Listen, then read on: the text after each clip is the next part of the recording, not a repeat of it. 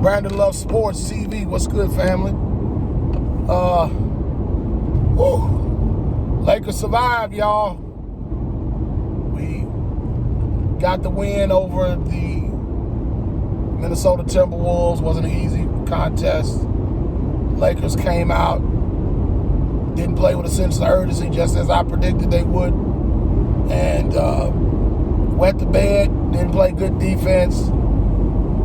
But one thing I'll say, one thing about our team this year, I do think we're pretty resilient. But the difference between the Lakers before the trade deadline and the Lakers now post trade deadline, I think we're more equipped to weather the storm. Whereas before we had just a lot of pieces that didn't fit, and so you had a bunch of guards who guard heavy, didn't have any. We still don't. What's crazy is before the trade deadline we had bigs, we weren't using the bigs.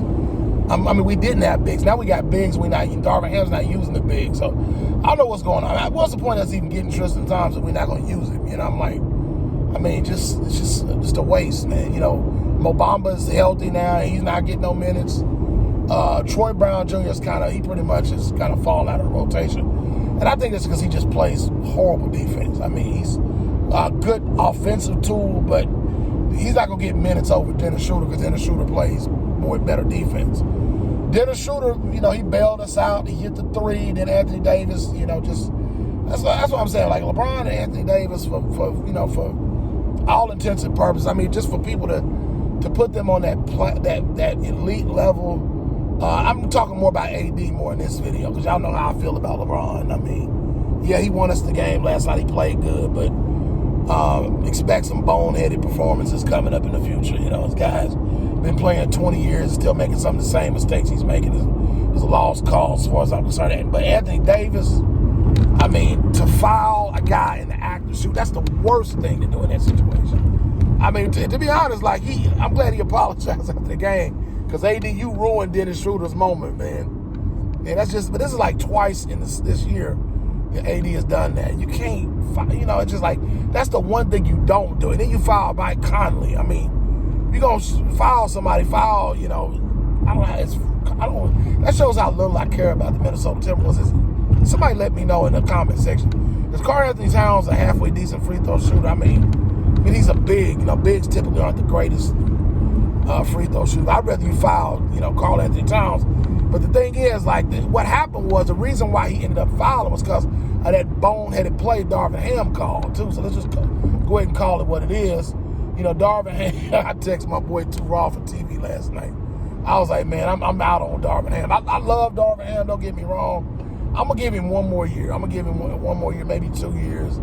But he ain't got it right now. These rotations are absolute booty butt cheeks, man. And what they did last night was no exception to what has basically essentially been going on all season. The wrong calls being called in critical times in the game, and that was one of the reasons why AD had to jump out there and help out because he had nobody on the perimeter. That's common sense. Like in a situation like that, the Lakers are up 2.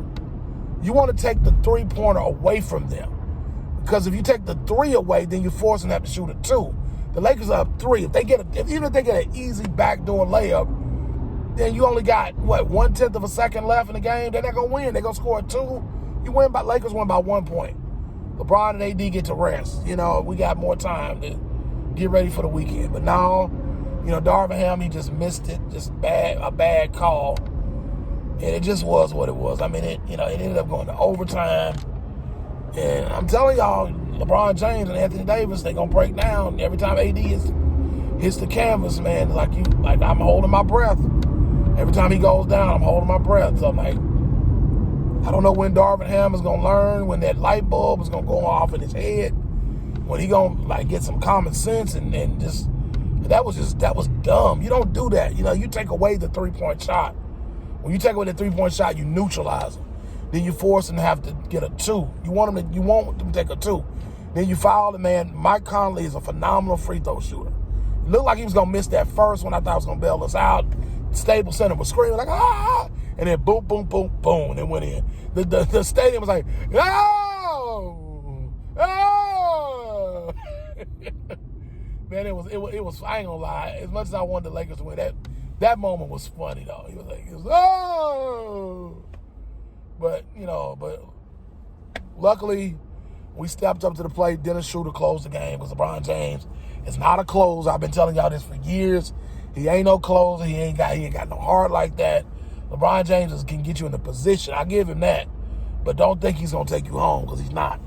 Now, that was a good pass. I'll give him that. To hit Schroeder for that last 3 in regulation.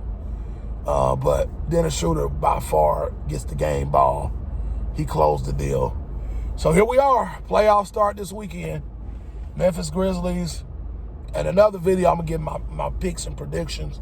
I'm not going to do that in this video, but I'll probably do that in the form of a live stream. I'll probably do a live stream sometime this evening, and I'll talk about my predictions and how I think the series is going to play out. All right, y'all. It's been real, y'all. We won. We in the playoffs. Let's get it. Let's get it, Lakers fans. Let's go. Brandon Love Sports TV. I am out.